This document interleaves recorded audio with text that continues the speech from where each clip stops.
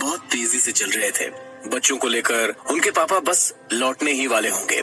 School से वो सीधा एक एग्जीबिशन में चले गए थे।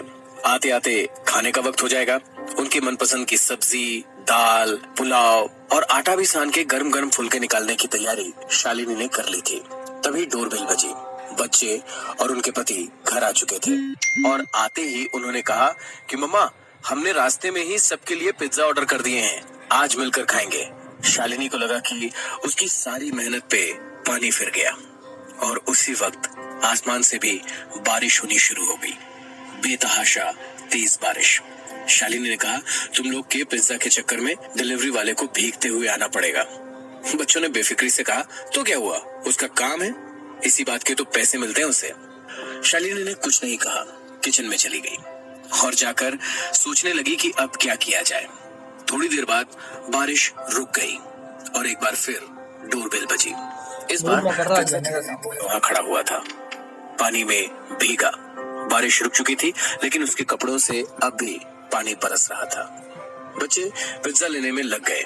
पति वॉशरूम में थे तो पैसे देने की जिम्मेदारी शालिनी पे आई।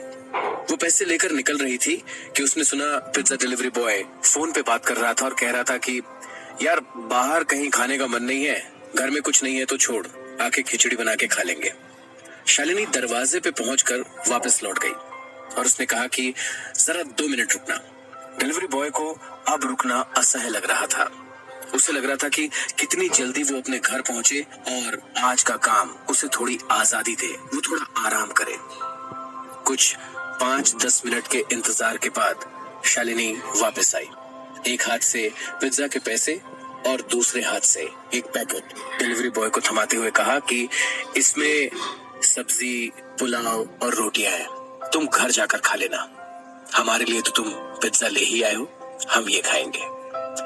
डिलीवरी बॉय देखता रहा तो शालिनी ने पूछा, क्या हुआ? उसने नम आंखों से कहा कि मैं सोच रहा था कि काश मेरे ऐप में कोई ऐसा सिस्टम होता कि मैं अपने कस्टमर को रेट कर पाता। दिवाली आ रही थी।